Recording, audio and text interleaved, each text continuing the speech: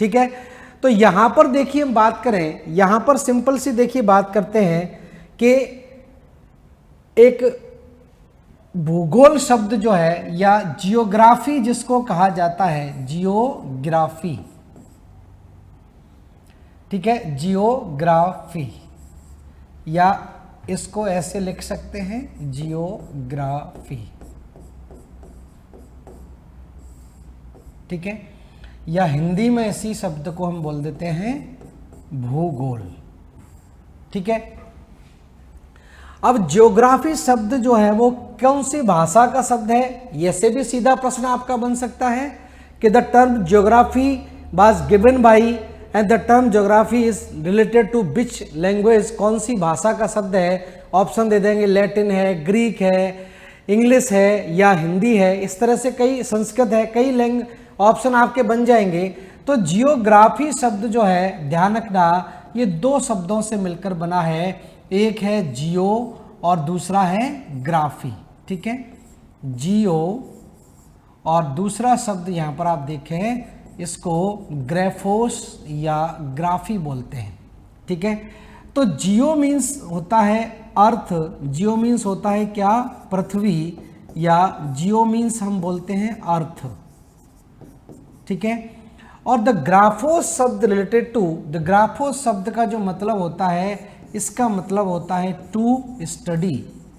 To study का मतलब है अध्ययन करना, किसी भी चीज का अध्ययन या वर्णन करना। तो अध्ययन करना या वर्णन करना क्या कहलाता है, ये आपका कहलाता है ग्राफोस।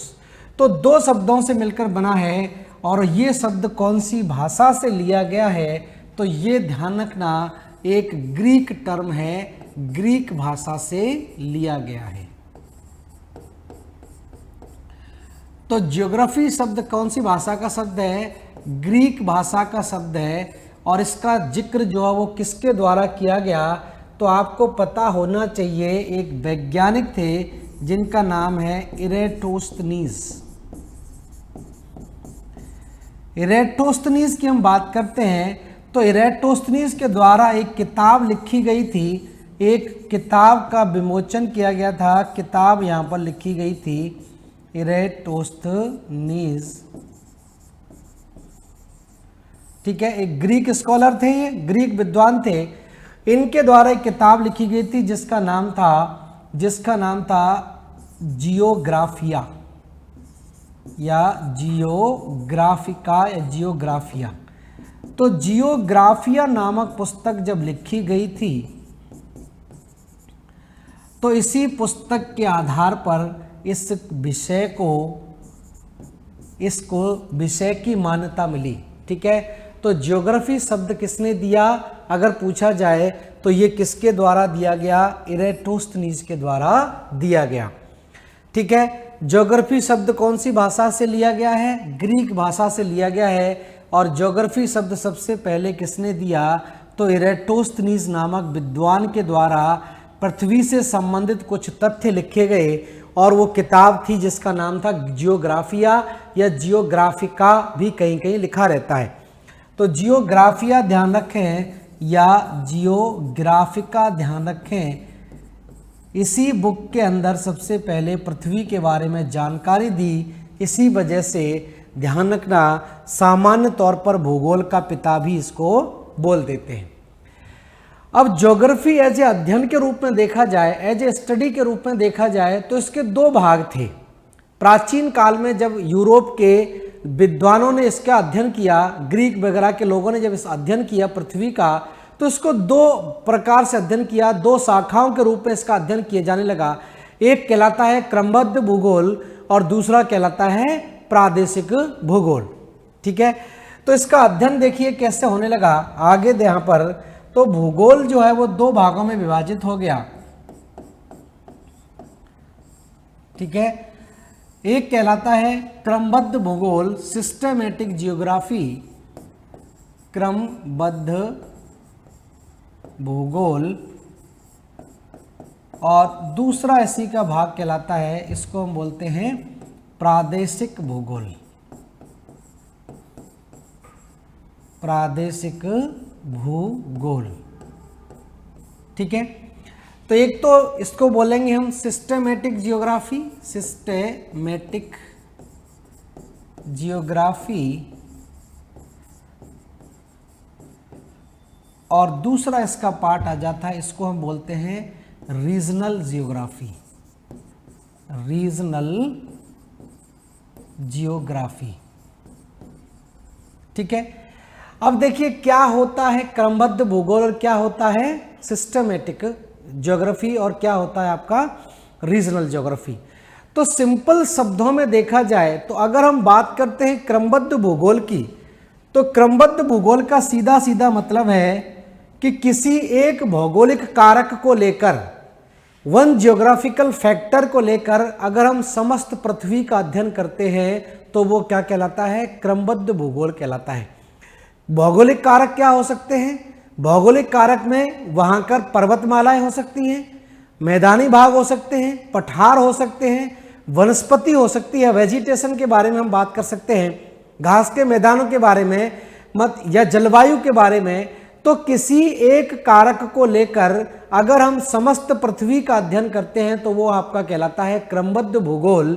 और अगर हम समस्त कारकों को लेकर अगर किसी विशेष स्थान का अध्ययन करते हैं तो वो आपका क्या कहलाएगा, प्रादेशिक भूगोल कहलाएगा।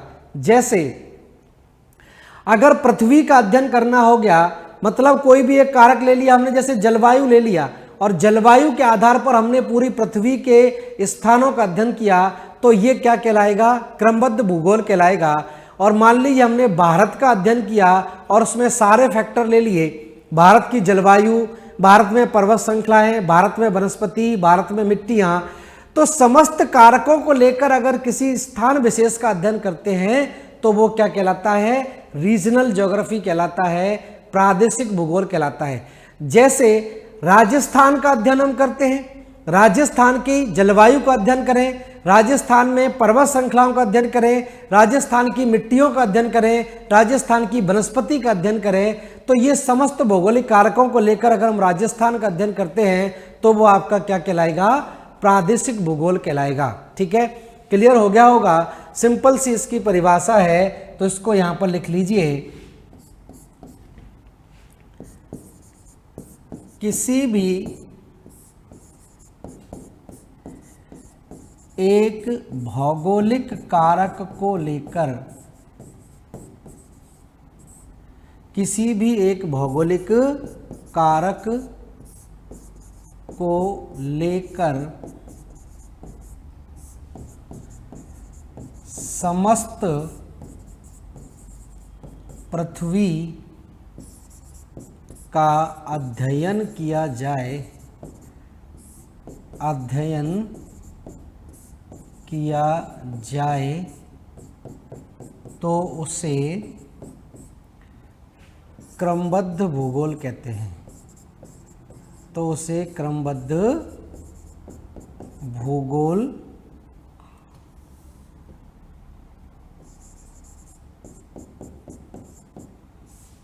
भूगोल कहते हैं। क्लियर है? ठीक है। भौगोलिक कारक, भौगोलिक कारक जैसे भौगोलिक कारक की बात करें तो भौगोलिक कारक जैसे आपका हो जाएगा जलवायु, जलवायु, भौतिक प्रदेश, भौतिक प्रदेश, वनस्पति, मिट्टियाँ, मिट्टियाँ आदि। ये सारी चीज़ें में से कोई भी एक फैक्टर लेकर अध्ययन हम करते हैं तो ये क्या कहलाएगा, क्रमबद्ध भूगोल कहलाएगा। मान लीजिए हमने जलवायु लेकर पूरी पृथ्वी का अध्ययन कर दिया, या भौतिक प्रदेशों को, उच्चावच को लेकर, या वनस्पति को लेकर, या मिट्टियों को लेकर, तो किसी एक भौगोलिक कारक को पकड़कर अगर हम समस्त पृथ्वी का अध्ययन करते हैं तो वो क्रमबद्ध भूगोल के अंदर आता है। लेकिन हम समस्त कारकों को लेकर किसी स्थान विशेष का अध्ययन करें तो वो क्या कहलाएगा, वो प्रादेशिक भूगोल आपका कहलाएगा। तो लिख लें, जब समस्त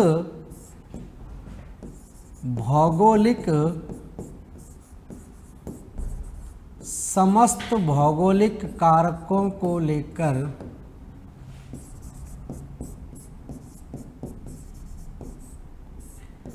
किसी प्रदेश या स्थान विशेष का अध्ययन किया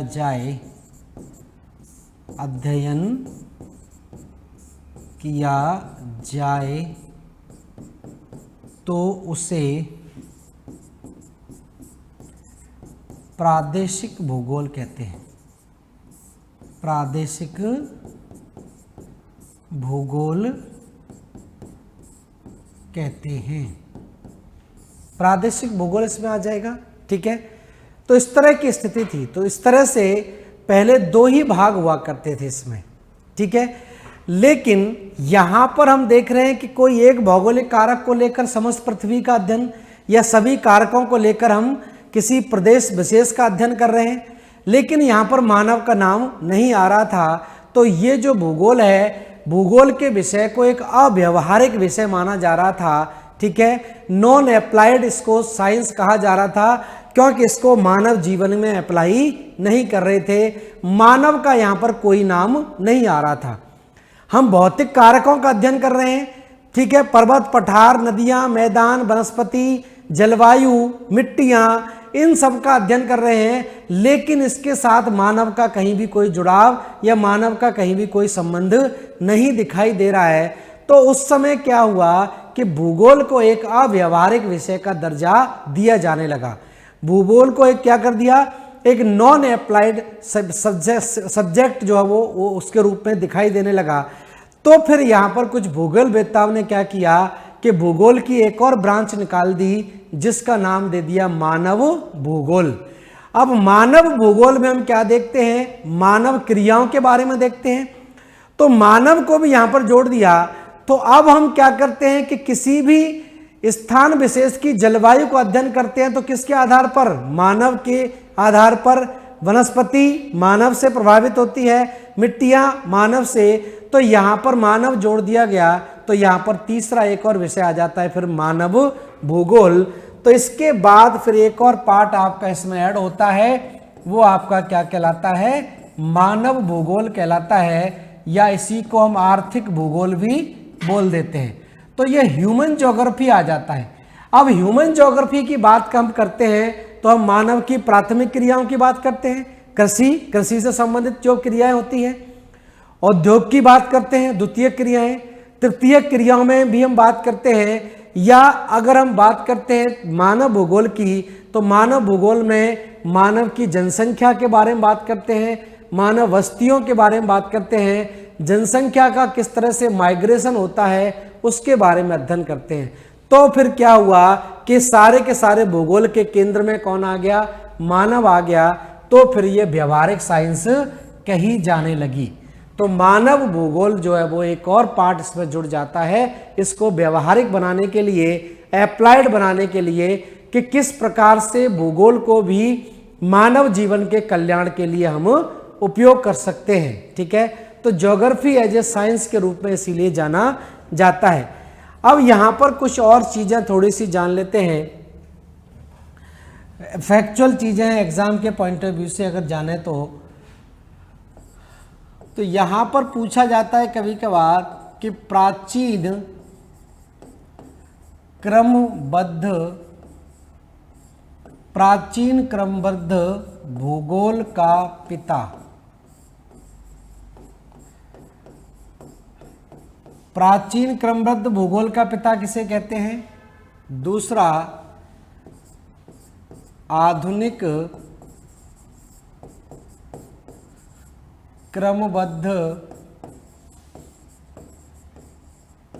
भूगोल का पिता किसे कहा जाता है? भूगोल का पिता किसे कहा जाता है? ये आपसे पूछ सकते हैं, या ये भी पूछ सकते हैं कि प्राचीन प्रादेशिक भूगोल का पिता किसे कहते हैं? प्राचीन प्रादेशिक भूगोल का पिता, या ये भी पूछ सकते हैं कि आधुनिक प्रादेशिक भूगोल का पिता किसे कहते हैं? आधुनिक प्रादेशिक भूगोल का पिता।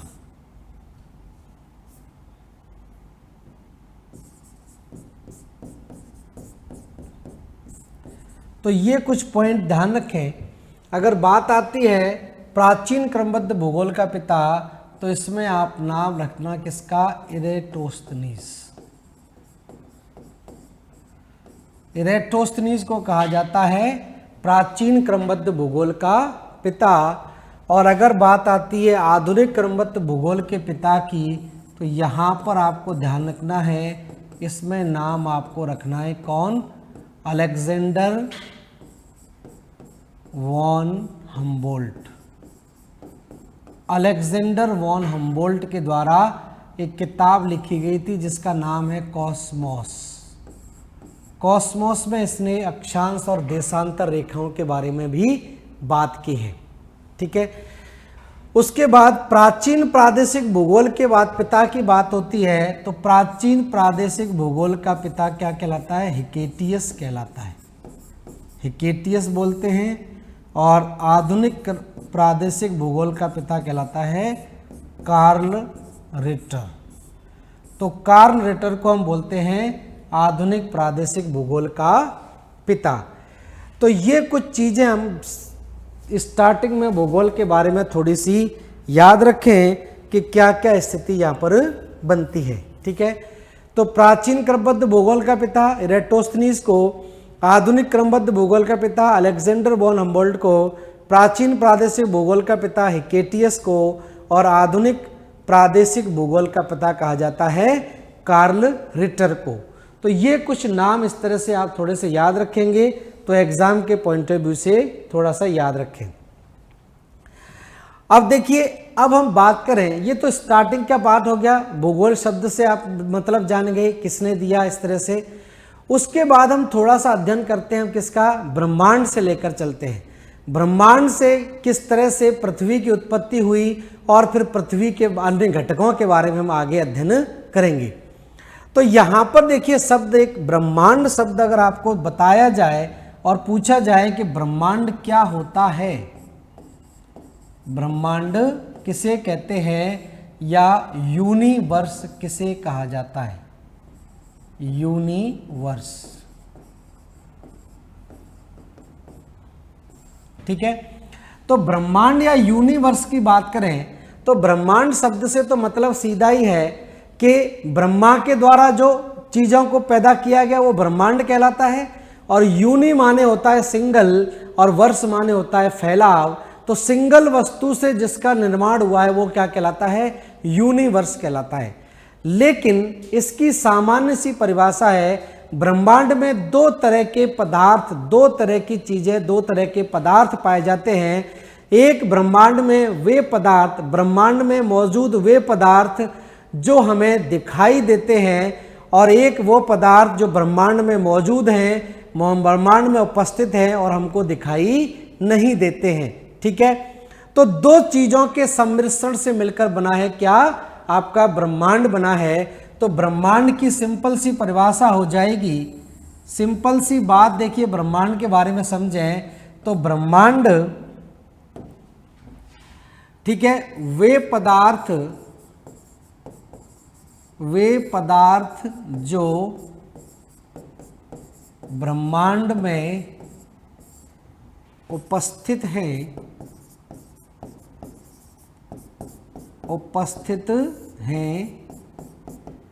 तथा दृश्य हैं। ठीक है, और वे पदार्थ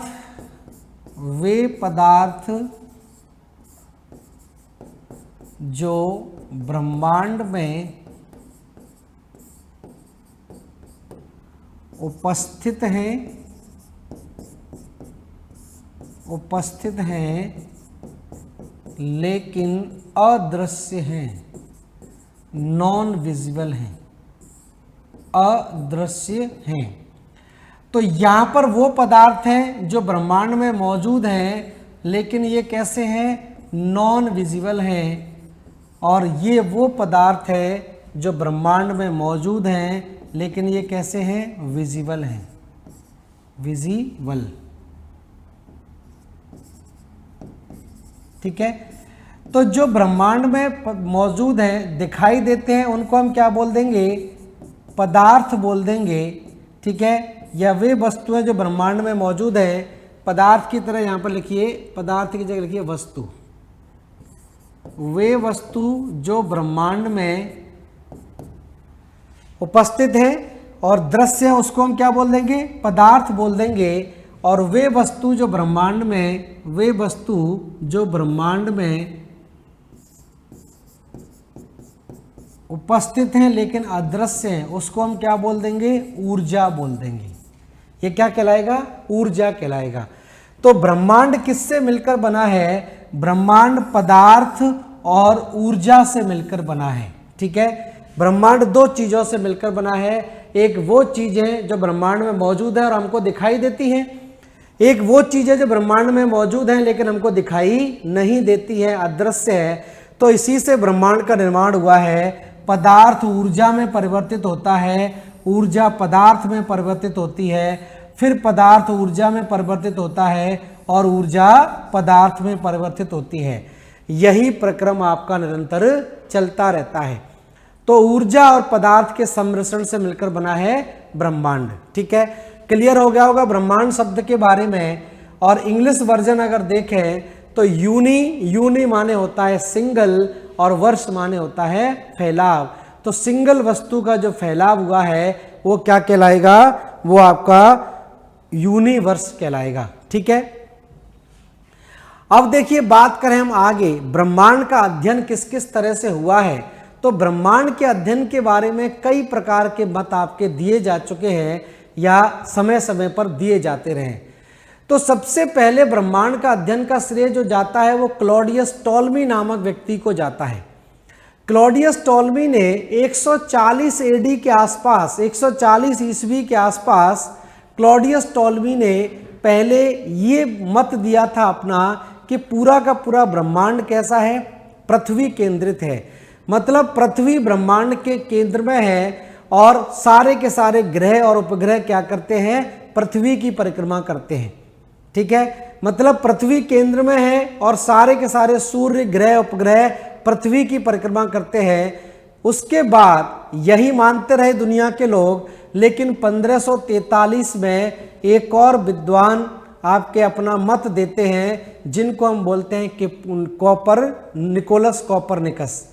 तो निकोलस कॉपरनिकस ने 1500 साल बाद लगभग इस बात के बारे में बताया कि ब्रह्मांड पृथ्वी केंद्रित नहीं है, ब्रह्मांड के केंद्र में सूर्य है। सूर्य की परिक्रमा पृथ्वी करती है, ना कि सूर्य पृथ्वी की परिक्रमा करता है। अब कोपरनिकस ने पूरा का पूरा यूरोप जो है, और यूरोप में आपको पता है चर्च की सबसे ज्यादा चलती थी और चर्च ही सुप्रीम माना जाता था, क्योंकि यूरोप में उस समय पुनर्जागरण नहीं आया था, लोगों के अंदर तार्किक शक्ति का विकास नहीं हुआ था, लोग बाग अंधविश्वासों पर और चर्च पर पूरा विश्वास करते थे। तो लोगों के अंदर जब तर्क शक्ति का विकास नहीं हुआ था तो लोग अंधा विश्वास करेंगे, और तर्क शक्ति का विकास हो जाएगा तो फिर उसका जवाब मांगने लग जाएंगे। तो वहां पर क्या हुआ कि जब 1543 के आसपास में निकोलस कॉपरनिकस ने टॉलमी के सिद्धांत को गलत साबित कर दिया, टॉलमी की हाइपोथेसिस को, परिकल्पना को जब गलत साबित कर दिया, तो कॉपरनिकस का बहुत ज़्यादा विरोध हुआ। और ये बताते हैं कि कॉपरनिकस को चर्च ने फांसी देने का आदेश भी दे दिया था। तो इस तरह से कॉपरनिकस को मारने का आदेश दिया, क्योंकि उसने बहुत पहले से चली आ रही संकल्पना को गलत साबित कर दिया। अब धीरे धीरे करके डेवलपमेंट शुरू हुआ। फिर आपका नाम आता है गैलीलियो का। गैलीलियो ने सबसे पहले दूरबीन की सहायता से ब्रह्मांड का अध्ययन करने वाला व्यक्ति है, और दूरबीन जब बना ली, ब्रह्मांड का अध्ययन किया, तो फिर ग्रहों की खोज होना शुरू हो गई। तो गैलीलियो ने कई सारे ग्रहों को खोज लिया, उसके बाद विलियम हर्शेल ने भी कई सारे ग्रहों को खोज लिया, फिर एडविन हब्बल ने अपना सिद्धांत दिया और हब्बल ने ब्रह्मांड के व्यास के बारे में जानकारी दी। तो इस तरह से देखा जाए तो धीरे धीरे करके इसका विकास होता रहा है। ठीक है, तो इसको हम जान लेते हैं क्या स्थिति बनती है। तो यहां पर देखिए कुछ नाम हम लिख लेते हैं, कुछ वैज्ञानिकों के नाम जो पूछ सकते हैं एग्जाम में। तो सबसे पहले लिखिए क्लॉडियस टॉलमी। क्लॉडियस टॉलमी,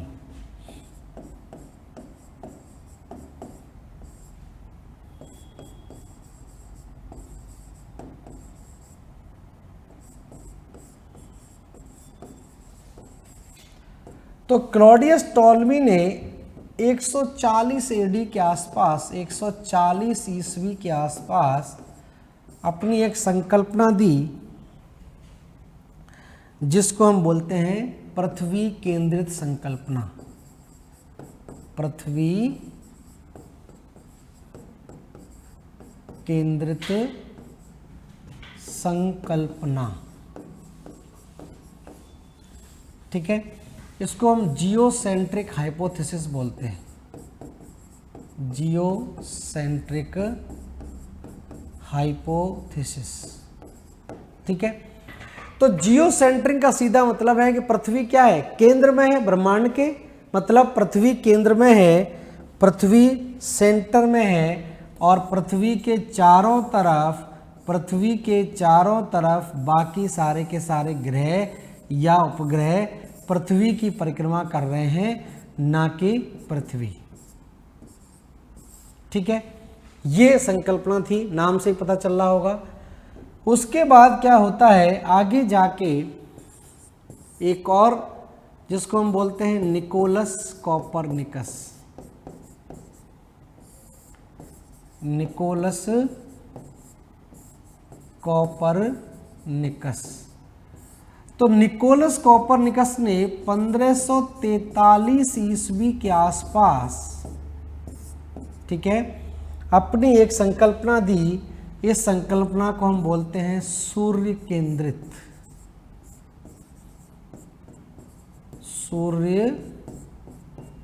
केंद्रित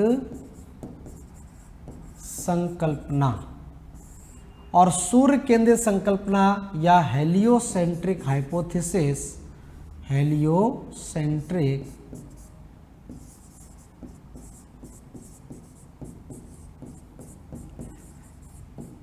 तो इससे देखिए कैसे प्रश्न आपसे पूछा जाएगा।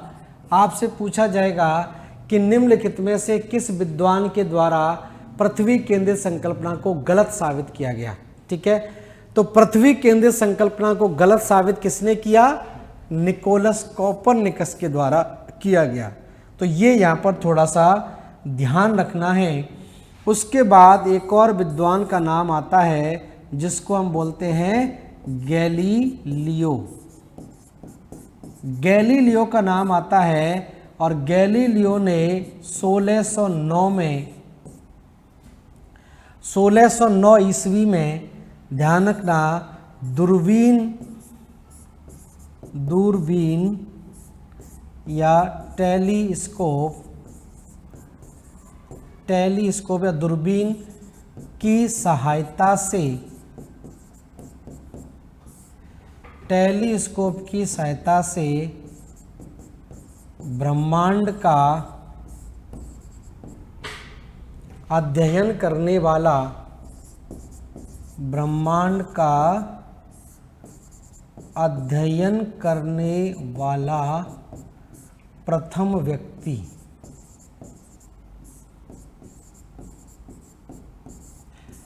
तो ब्रह्मांड का अध्ययन करने वाला प्रथम व्यक्ति कौन था, गैलीलियो था। ठीक है, तो गैलीलियो ने 1609 में दूरबीन बना ली और दूरबीन की सहायता से ब्रह्मांड का अध्ययन करना शुरू किया।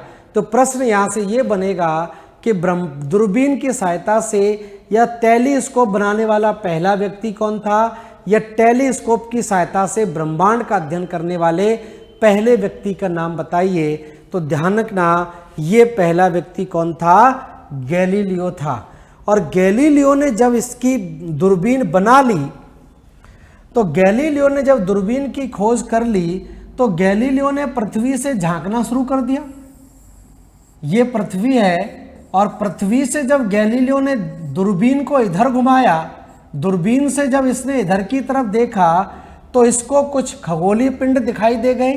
इस तरह से इसने कुछ खगोलीय पिंडों को देख लिया, तो एक का नाम इसने रख दिया मरकरी और दूसरे का नाम इसने रख दिया वीनस। एक का नाम बुध कहलाया और दूसरा ग्रह क्या कहलाया, शुक्र कहलाया। इसने तो ग्रीक देवता पे नाम पर रखे, ये तो हमने नाम रख दिए बुध और शुक्र। ठीक है, आपकी जानकारी के लिए मैं बता दूं कि गैलीलियो ने कोपरनिकस ने तो 1500 साल बाद बताया था, तो 600 एडी के अंदर ही 600 एडी में मतलब 1000 साल पहले भारत में एक महान वैज्ञानिक है बराहमिहिर। मध्यकालीन भारत को आपने देखा होगा, मध्यकालीन भारत में जो आपका गुप्त काल आता है, और गुप्त काल में आप देखते हैं कि गुप्त काल को क्या कहा जाता है, इसको साइंस एंड टेक्नोलॉजी का गोल्डन एरा कहा जाता है। तो उस समय खगोल शास्त्र और साइंस एंड टेक्नोलॉजी भारत में चरम सीमा पर हुआ करती थी गुप्त काल के समय। उसी समय एक वैज्ञानिक का नाम आता है बराहमिहिर। बराहमिहिर के द्वारा 600 ईस्वी में ये बता दिया गया था कि पृथ्वी सूर्य की परिक्रमा करती है। उसी समय आर्यभट्ट के द्वारा ये बता दिया गया था कि पृथ्वी और सूर्य के बीच की दूरी कितनी है, चंद्रमा और पृथ्वी के बीच की दूरी कितनी है, कितने समय में ये अपना परिक्रमण पूरा करते हैं। ये सारी जानकारी खगोल शास्त्र की पहले भारतीय वैज्ञानिकों के द्वारा अपने गणितीय आंकड़ों के आधार पर दे दी गई थी, लेकिन उसका प्रचार प्रसार हम उतना नहीं कर पाए कि दुनिया उसका गुणगान कर सके। हम दुनिया का ही गुणगान करते रहें। तो मध्यकालीन भारत में आप ठीक ढंग से पढ़िए, इसको हम बोलते हैं खगोल शास्त्र साइंस एंड टेक्नोलॉजी का। उसी समय चरक संहिता है, उसी समय आर्यभट्ट है, उसी समय आप पढ़ेंगे ब्रह्मगुप्त के बारे, ब्रह्मगुप्त जो गणितज्ञ माने जाते हैं, लीलावती, भास्कराचार्य के बारे में। तो भास्कराचार्य ने भी बहुत सारी चीजें इसमें बताई थी। तो ये सारी की सारी चीजें भारत में पहले हो चुकी थी, दुनिया को इसका बाद में पता चला था, लेकिन दुनिया ने अपने आप को इतना आगे बता दिया कि हम अपनी सारी चीजों को बता ही नहीं पाए। ठीक है, तो यहां पर देखिए गैलीलियो के द्वारा जब दूरबीन की खोज कर ली तो इसने 2 ग्रहों को इधर देख लिया, और जब इसने इधर की तरफ देखा तो इसको यहां भी कुछ ग्रह नजर आ गए।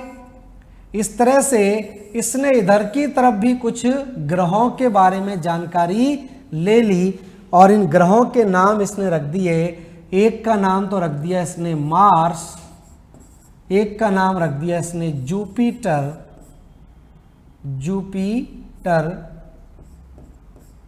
और एक का नाम रख दिया इसने सैटर्न नाम रख दिया गया। तो इसको हम बोल देते हैं मंगल, इसको बोल देते हैं बृहस्पति, और इसको बोल देते हैं शनि। तो ये सारे ग्रहों को किसने देखा? सबसे पहले गैलीलियो के द्वारा देखा गया, और गैलीलियो ने पृथ्वी से इन ग्रहों को अपनी दूरबीन की सहायता से देख लिया। और गैलीलियो को दूरबीन से देखने का इतना ज़्यादा शौक था कि उसने जुपिटर के उपग्रहों की भी खोज कर ली, सैटर्न के उपग्रहों को भी उसने देख लिया था, और इतना ज़्यादा देखता था कि इसकी आंखें खराब हो गई और बुढ़ापे में अंधा हो गया था। तो गैलीलियो की आंखों की रोशनी चली गई थी क्योंकि इतना ज़्यादा दूरबीन का उपयोग हो गया था। उसके बाद एक और विद्वान का नाम आपको याद रखना पड़ेगा, जो है एक ब्रिटिश खगोल शास्त्री हुआ करते थे, ब्रिटिश खगोल शास्त्री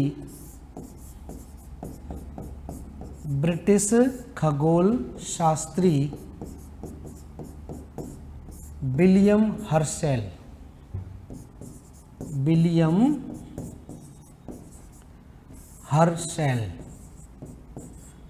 तो विलियम हर्शेल का नाम आपको और ध्यान रखना पड़ेगा। विलियम हर्शेल ने 1805 ईस्वी में अपनी दूरबीन की सहायता से, दूरबीन बना ली इन्होंने भी और आधुनिक दूरबीन बना ली क्योंकि ये तो पुरानी थी, नई हो गई। तो विलियम हर्शेल ने, ब्रिटिश खगोल शास्त्री विलियम हर्शेल ने 1805 में अपनी दूरबीन की सहायता से बताया कि, विलियम हर्शेल ने बताया कि हमारा सौर मंडल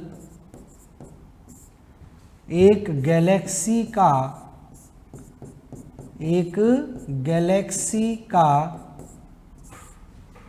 छोटा सा अंश है, छोटा सा अंश मात्र है। तो ये भी एग्जाम में प्रश्न पूछा गया है कि हमारा सौर मंडल गैलेक्सी का एक छोटा सा हिस्सा है, छोटा सा अंश है, ये किसने कहा था? तो ये कहा था विलियम हर्शेल ने। और विलियम हर्शेल ने एक और काम कर दिया, इसने सैटर्न के आगे देखा तो इसको एक ग्रह दिखाई दे गया और उस ग्रह का नाम इसने क्या रख दिया? यूरेनस। और हमने इसका नाम क्या रख दिया? अरुण रख दिया। ठीक है, तो अरुण ग्रह की खोज।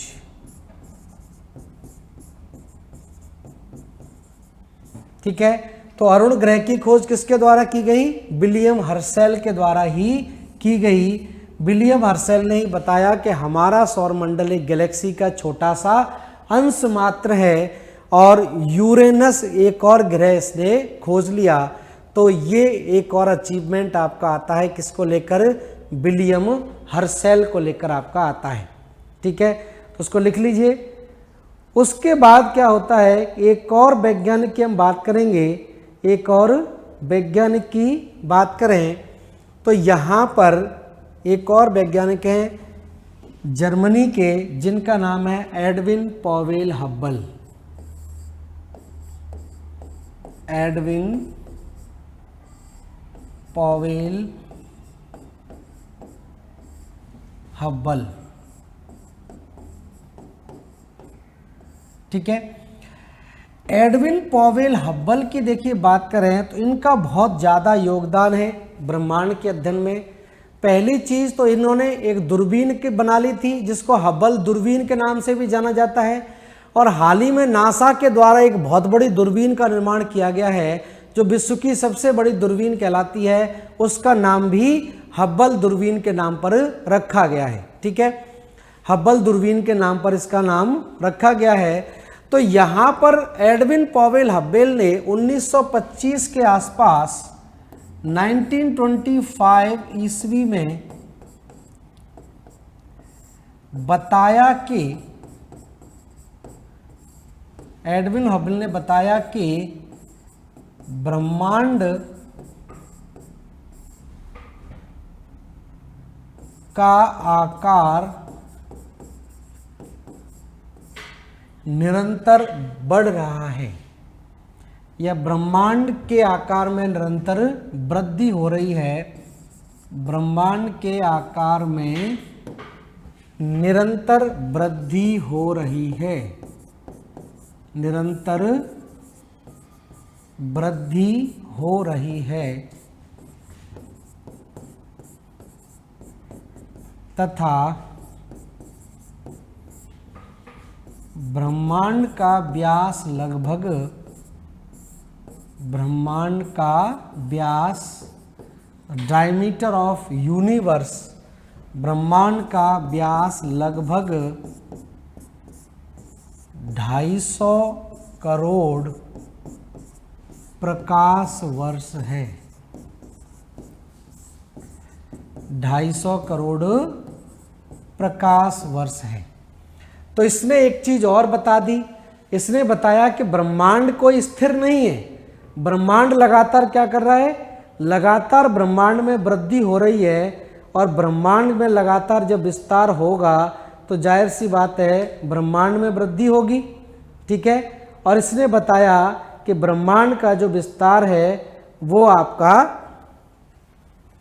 250 करोड़ प्रकाश वर्ष है।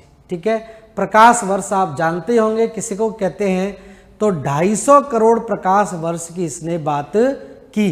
ठीक है, प्रकाश वर्ष क्या है इसको थोड़ा सा जान लेते हैं। पहली चीज तो ध्यान रखना, ये दूरी नापने की इकाई है, ठीक है। प्रकाश वर्ष का मतलब है प्रकाश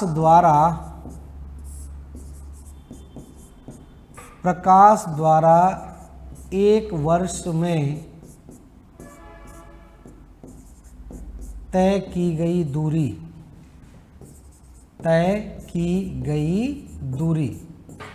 the distance travelled by light in a year. तो प्रकाश द्वारा एक वर्ष में तय की गई दूरी को हम क्या बोलते हैं? प्रकाश वर्ष बोलते हैं, ठीक है।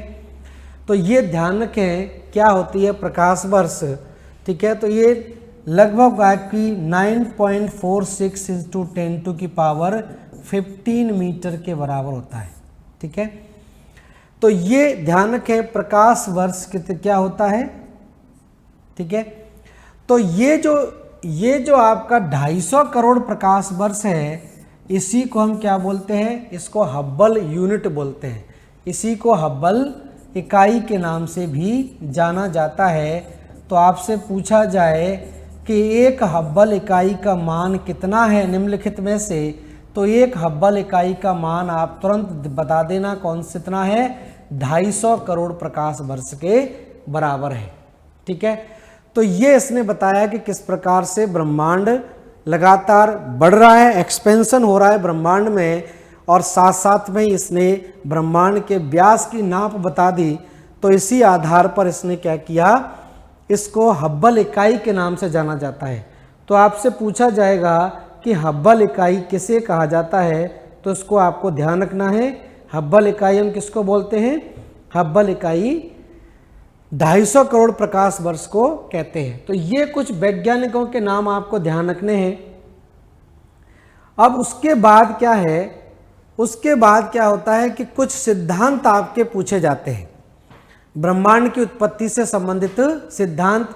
और जो सर्वमान्य सिद्धांत है वो आप जानते ही हैं, जिसको हम बोलते हैं महाविस्फोट सिद्धांत। तो महाविस्फोट सिद्धांत की भी हम बात करेंगे, क्या है, किस प्रकार से इससे पता चलता है।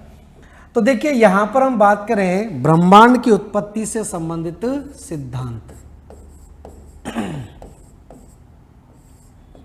ब्रह्मांड की उत्पत्ति से संबंधित सिद्धांत। ठीक है, the theories related to the origin of universe. तो theories related to origin of universe की हम बात करें, theories related to the origin of universe.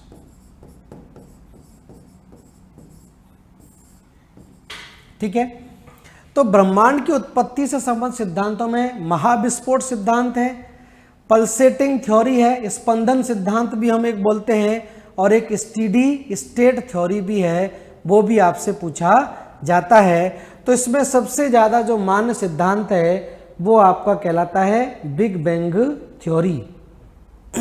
ठीक है, तो पहला सिद्धांत है जिसको हम बोलते हैं महाविस्फोट सिद्धांत।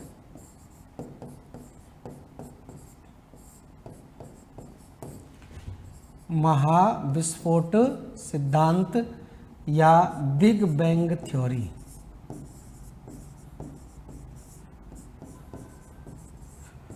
तो सर्वमान्य सिद्धांत यही कहलाता है, किसके द्वारा दिया गया? तो ध्यान रखें जॉर्ज ई लेमेंटर के द्वारा दिया गया।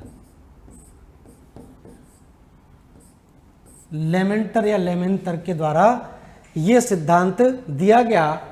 अब दूसरा सिद्धांत जो इससे संबंधित है वो आपका कहलाता है साम्यावस्था सिद्धांत। साम्यावस्था सिद्धांत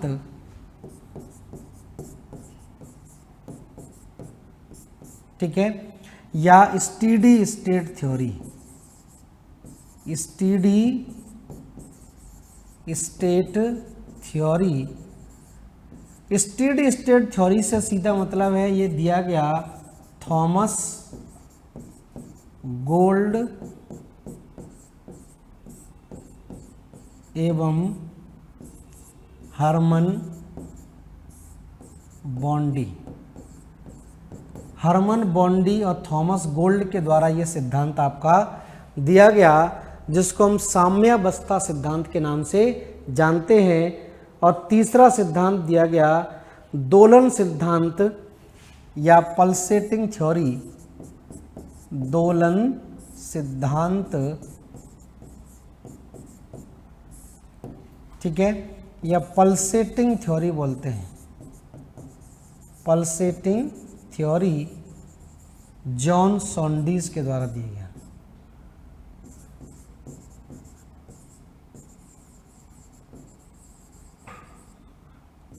जॉन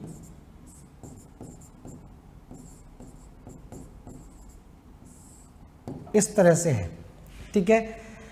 अब इसमें महाविस्फोट सिद्धांत सर्वमान्य सिद्धांत है, इसकी बात तो हम करेंगे ही डिटेल में, लेकिन थोड़ा सा इसके बारे में भी जान लेते हैं। लेकिन ध्यान रखें, ये तीनों सिद्धांत सम्मिलित करने के लिए भी पूछे जाते हैं, तो इनके सामने जो वैज्ञानिक जिन्होंने सिद्धांत को दिया था उसको भी आपको ध्यान रखना पड़ेगा। तो जैसे साम्यावस्था सिद्धांत है, साम्यावस्था सिद्धांत या स्टेडी स्टेट थ्योरी का सीधा सीधा मतलब है, इसने ये बताया था कि ब्रह्मांड में ना तो कोई विस्तार हो रहा है और ना ब्रह्मांड सिकुड़ रहा है। ब्रह्मांड अपनी क्या है, उसी स्थिति में है, उसी स्थिति में ब्रह्मांड आपका रहता है जैसे पहले से हजारों अरबों वर्षों से ये आपका मौजूद है, ठीक है। लेकिन ये थ्योरी गलत साबित हो जाती है, क्योंकि ब्रह्मांड लगातार विस्तार कर रहा है और इसने बोला कि ब्रह्मांड क्या है, स्टेडी स्टेट सिस्टम है, साम्यावस्था की स्थिति में है, ठीक है। और दूसरा है दोलन सिद्धांत या पल्सेटिंग थ्योरी। पल्सेटिंग थ्योरी ये कहती है कि ब्रह्मांड जैसे अभी जो है ब्रह्मांड लगातार फैल रहा है, लेकिन फिर से ब्रह्मांड अपने स्थान पर आ जाएगा, फिर से फैलेगा, फिर से अपने स्थान पर आ जाएगा, जैसे पल्स आपकी चलती है, दोलन होता है, इधर जाता है फिर बीच में, फिर इधर जाता है फिर बीच में, ऐसी स्थिति के बारे में इसने बताया।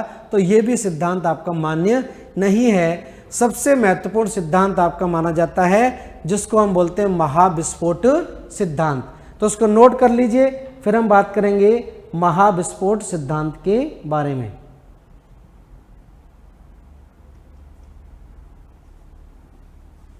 ठीक है, तो जान लेते हैं क्या है महाविस्फोट सिद्धांत। तो हेडिंग डाल लीजिए महाविस्फोट सिद्धांत।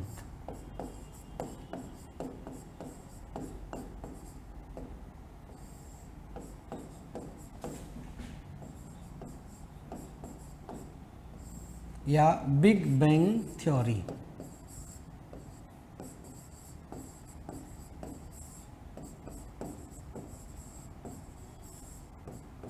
सिंपल है, पढ़ते आ रहे हैं हम बहुत पहले से इसके बारे में। तो बिग बैंग थ्योरी मेनली जो इसकी जो एकदम से रिफाइंड जो थ्योरी आई थी वो 1967 में आई थी। हालांकि 1890 से ही सिद्धांत ये आपका जाना जाता है, 1890 से ही। तो बिग बैंग थ्योरी तो पहले लिख लें, जॉर्ज लेमेंटर के द्वारा दी गई, जॉर्ज लेमेंटर,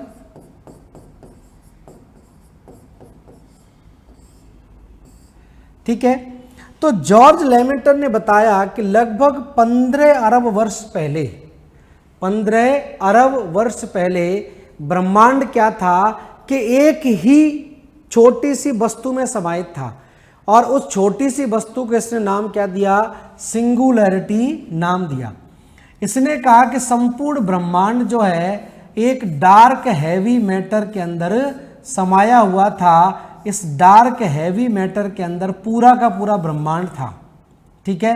पूरा का पूरा ब्रह्मांड किसके अंदर था, इसी डार्क हैवी मैटर,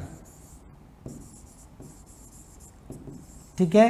और इस डार्क हैवी मैटर को इसने नाम क्या दिया, सिंगुलैरिटी, सिंगुलैरिटी या विलक्षणता।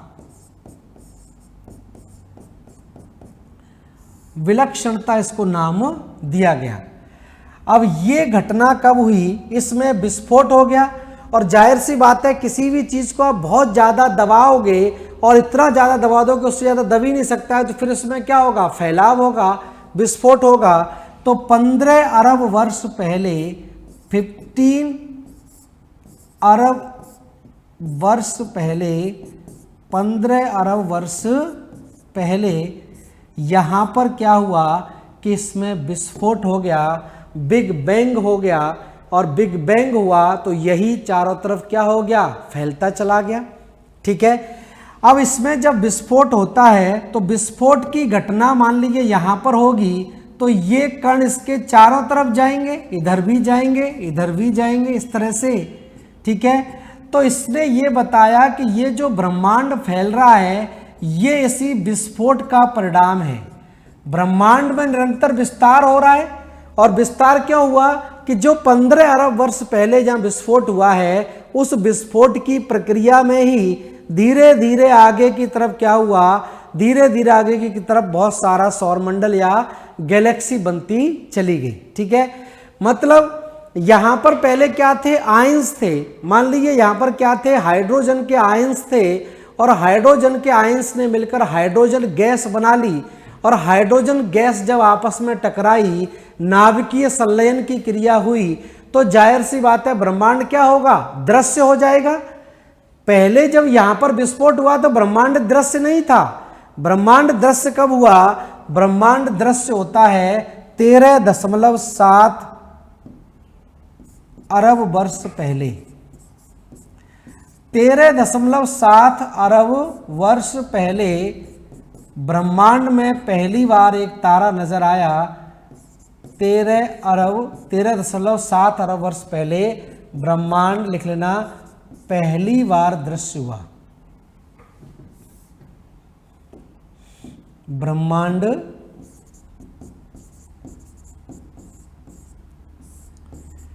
पहली बार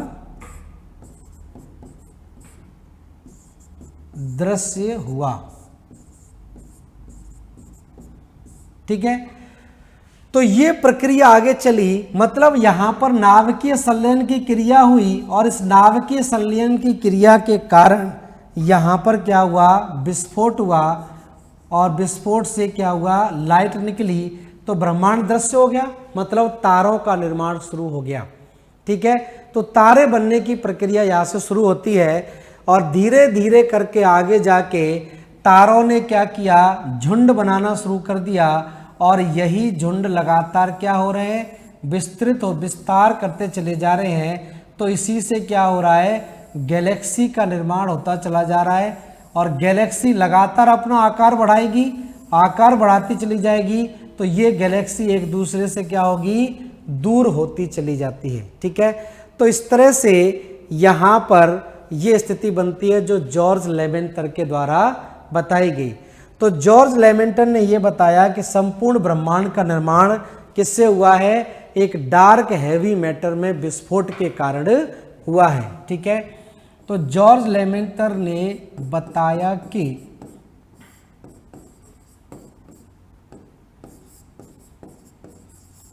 संपूर्ण ब्रह्मांड का निर्माण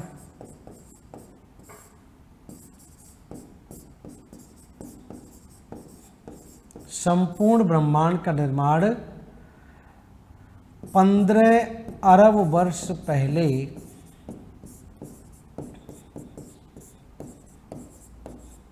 15 अरब वर्ष पहले डार्क हैवी मैटर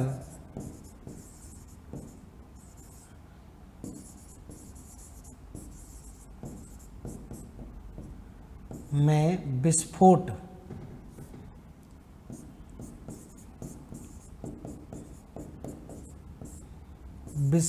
के कारण हुआ है। ठीक है, तो ये स्थिति बनती है किसको लेकर, ये स्थिति आपकी बनती है महाविस्फोट सिद्धांत को लेकर। तो महाविस्फोट सिद्धांत में इन सारी चीजों के बारे में बताया किसने, जॉर्ज लेमेंटर ने। अब जॉर्ज लेमेंटर के ये जो सिद्धांत है, जॉर्ज लेमेंटर के सिद्धांत को सही साबित करने के लिए इसके सिद्धांत को सही साबित करने के लिए एक European centre for nuclear research है जिसको सर्न बोलते हैं। सर्न जो है स्विट्जरलैंड की राजधानी जिनेवा में पड़ता है, फ्रांस और स्विट्जरलैंड की सीमा पर है। सर्न जो बहुत बड़ा केंद्र है, 1958 में इसकी स्थापना की गई थी। तो सर्न ने ब्रह्मांड के जो छुपे हुए रहस्य हैं उसको जानने के लिए एक जो महाविस्फोट सिद्धांत है उसको दोहराने की कोशिश की। तो उन्होंने क्या किया कि जमीन में लगभग 100 फीट गहरी और एक 21 किलोमीटर लंबी सुरंग बनाई और इस सुरंग के अंदर इन्होंने इस विस्फोट को दोहराने की बात करी, जिससे आपका डार्क हैवी मैटर की उत्पत्ति होती है। ठीक है, तो ये जितना मैंने अभी कराया इसको थोड़ा सा मैं आपको रिवाइज करा दूं, क्योंकि टॉपिक की अभी शुरुआत है, धीरे धीरे करके हम चलेंगे तो आपकी सारी चीजें क्लियर होती चली जाएंगी। ठीक है, तो यहां से देखिए हमने टॉपिक की शुरुआत की थी, बेसिक चीजें हम यहां पर जान रहे थे कि क्या क्या चीजें आपको समझनी है, यहां से शुरुआत की थी। तो पहले तो हमने टर्म के बारे में बताया कि ज्योग्राफी शब्द कौन सी भाषा से है, कौन कौन से शब्दों से मिलकर बना है, किसके द्वारा यह शब्द दिया गया है। ठीक है, ये आपको याद रखना है। दूसरी बात हमने की इसके बारे में कि क्या इसके पार्ट है। तो शुरुआत में भूगोल के दो ही भाग हुआ करते थे, एक क्रमबद्ध भूगोल था और एक प्रादेशिक भूगोल था। क्रमबद्ध भूगोल का मतलब है कि किसी भी एक भौगोलिक कारक को लेकर अगर हम समस्त पृथ्वी का अध्ययन करते हैं तो वो आपका क्रमबद्ध भूगोल कहलाता है। क्रमबद्ध यह प्राचीन क्रमबद्ध भूगोल का पिता इरेटोस्थनीज को कहा गया है और आधुनिक क्रमबद्ध भूगोल का पिता अलेक्जेंडर वॉन हम्बोल्ट को कहा गया है। दूसरी हमने बात की प्रादेशिक भूगोल की। तो प्रादेशिक भूगोल का सीधा सीधा मतलब है कि समस्त भौगोलिक कारकों को लेकर अगर हम किसी स्थान विशेष का अध्ययन करते हैं तो वो प्रादेशिक भूगोल कहलाएगा। और प्राचीन प्रादेशिक भूगोल का पिता हेकेटियस को कहा जाता है और आधुनिक क्रमबद्ध भूगोल का पिता जो है वो कार्ल रिटर को कहा जाता है। तो इसके बारे में थोड़ा सा आपको ध्यान रखना है। उसके बाद ये नाम आपके हो गए, इनको याद रख लें। उसके बाद हमने बताया था ब्रह्मांड क्या है। तो ब्रह्मांड में दो पदार्थ हैं, दो चीजें, एक दृश्य है और एक अदृश्य है। तो ब्रह्मांड में जो मौजूद है और दृश्य है उसको हम पदार्थ बोलते हैं, और ब्रह्मांड में जो मौजूद है और अदृश्य है उसको हम क्या बोलते हैं, उसको ऊर्जा बोलते हैं। तो ब्रह्मांड ध्यान रखना ऊर्जा और पदार्थ का मिश्रण है। ठीक है, उसके बाद किस प्रकार से ब्रह्मांड के बारे में लोगों के द्वारा संकल्पना दी गई है, उसमें क्लॉडियस टॉलमी का नाम आपको ध्यान रखना है जिसने पृथ्वी केंद्रीय संकल्पना दी। निकोलस कोपरनिकस का नाम ध्यान रखना है जिसने पृथ्वी केंद्रीय संकल्पना को गलत करके सूर्य केंद्रीय संकल्पना दी। और गैलीलियो ने दूरबीन की सहायता से ब्रह्मांड का अध्ययन किया और ये प्रथम व्यक्ति बने और इन्होंने कई सारे ग्रहों की खोज कर डाली। तो बुध है, शुक्र है, मंगल, बृहस्पति, शनि, ये सारे के सारे ग्रहों की खोज किसके द्वारा की गई है, गैलीलियो के द्वारा ही की गई है। और उसके बाद 1805 में ब्रिटिश खगोल शास्त्री विलियम हर्शेल ने बताया कि ब्रह्मांड तो बहुत बड़ा है, गैलेक्सी बहुत बड़ी है और इसका एक छोटा सा अंश जो है हमारा सौर मंडल कहलाता है।